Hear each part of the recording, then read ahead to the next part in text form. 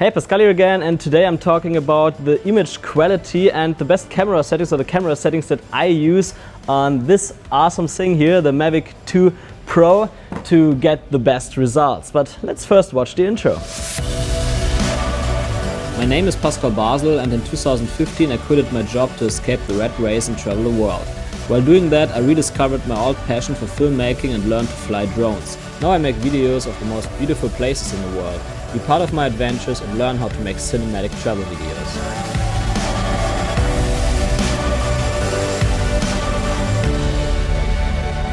So I'm on beautiful Bali here at the moment, and around a week ago I was shooting a backpacking tour for a company that I was already filming with in Vietnam. And while doing this tour I actually got the Mavic 2 Pro already, so I was able to figure out the best settings to get the best footage there and so on.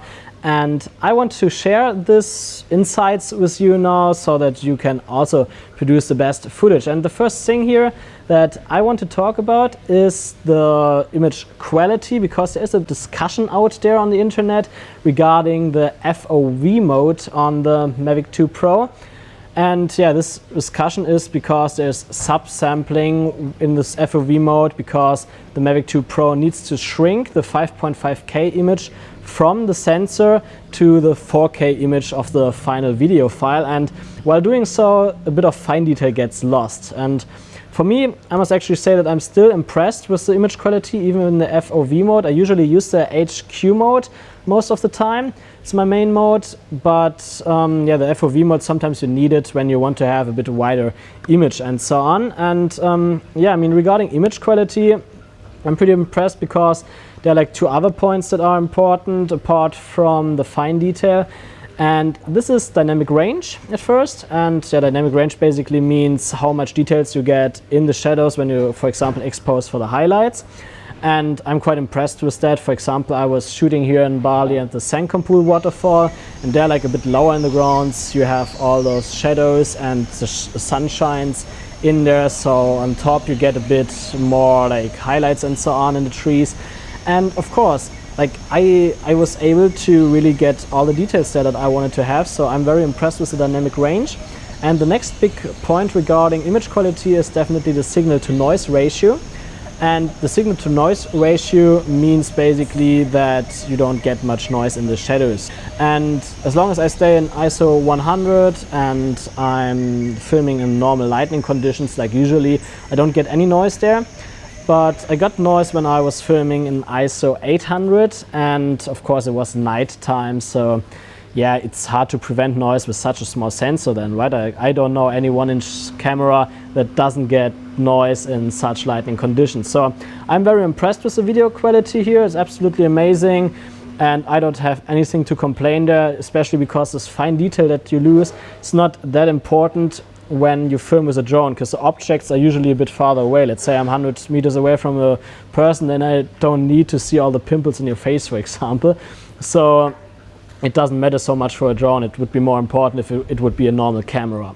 Yeah, so much for the video quality, and let's talk about the video settings. And the first thing that you want to do when you want to set up the camera of the Mavic 2 Pro is that you choose the right codec, and you should definitely go for the HEV codec, which is simply because HEV has around twice the compression that the MPEG-4 codec has, which is the standard codec of the Mavic 2 Pro. And that means that, I mean, both codecs have 100 Mbits data bitrate, so with the same bitrate you get more details in your video file, and you always want to capture as much details as possible. That's simply why you should choose HEVC. And HEVC is also important because the Mavic 2 Pro, like you probably recognize, shoots in 10-bit.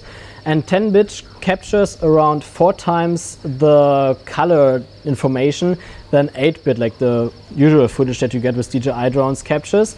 So it needs a lot more bitrate to save all those data to your SD card. And that's also a good reason why HEVC is so important there. But regarding the 10-bit, I have one little thing to complain, and this is simply that it only records 10-bit, but in 4:2:0 chroma subsampling mode. And 4:2:0 is like the standard that you usually use in 8-bit.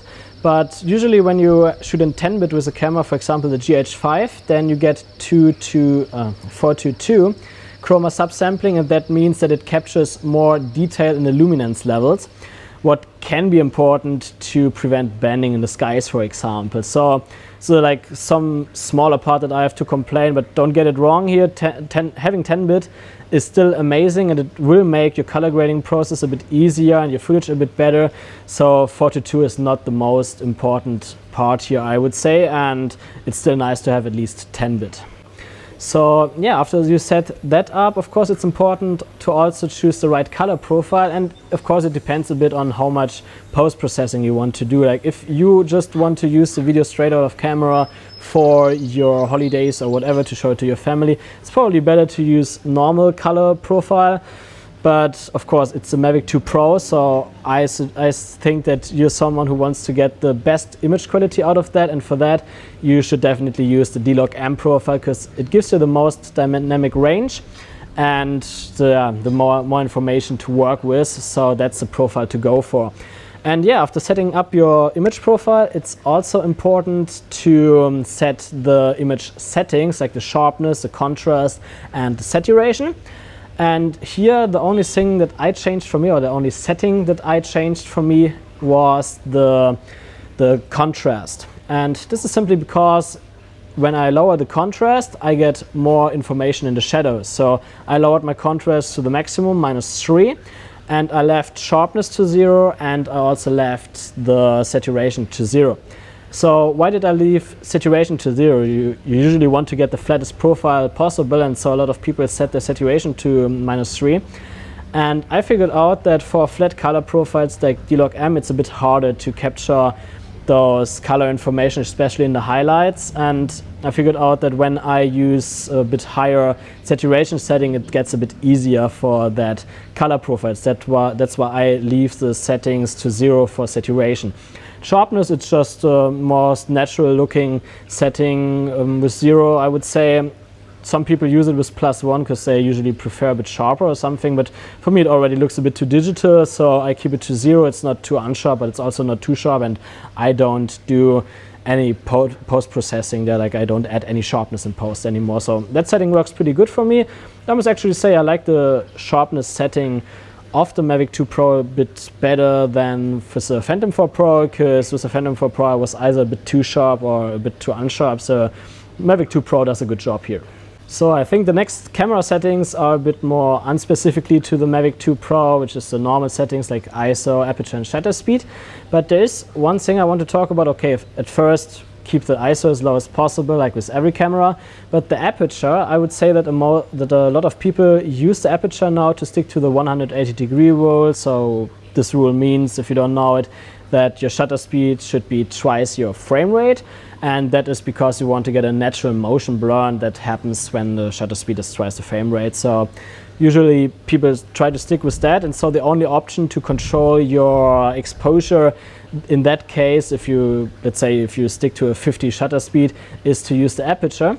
And the problem here is that when you do the aperture to 11, when you set it to 11, that the image is not as sharp anymore as with an aperture of 4, for example. 4 is the best setting in the Mavic 2 Pro for the sharpness regarding the aperture. And so I usually stick to aperture 4 or 5.3 or one step lower, depending on what exposure I want to correct. And yeah, I don't stick to the 180-degree rule then in most of the cases. And this is usually the case with drones, because with drones you're usually farther away from objects, so you don't see that much motion blur anyway, and so it's not that important with drones in most shots, not every shot, to stick to the 180-degree rule.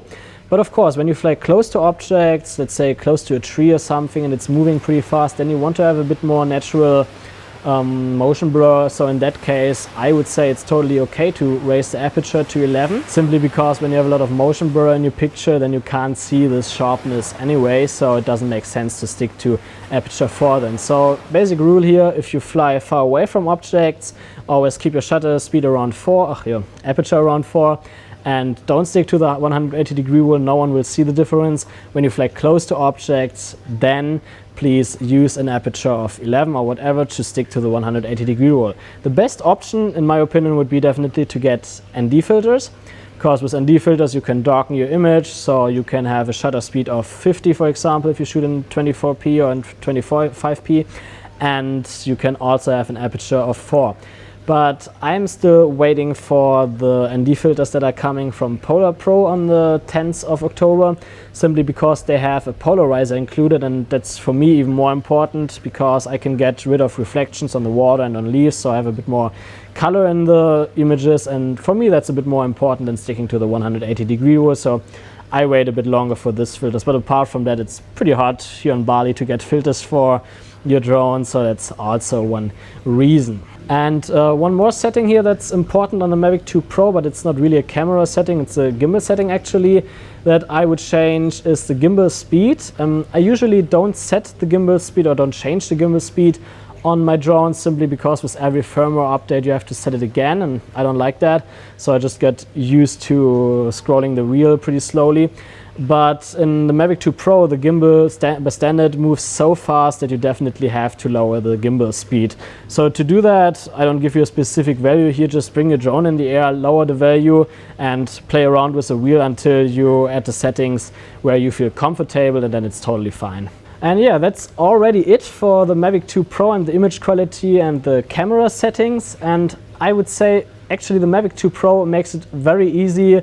I don't remember that I had a DJI drone where it was so easy to set everything up to get the right picture settings and to get an actual good image. Because, for example, with the Phantom 4 Pro, you still have to choose between the Cine-like codec and the D-Log codec. And I must actually say that the D-Log codec, even on the Phantom 4 Pro, in some lighting conditions didn't work that good for me. So I would say the Mavic 2 Pro is really a big step up from everything that DJI did before, even with the small subsampling issues. I don't care really about that. I love the picture quality.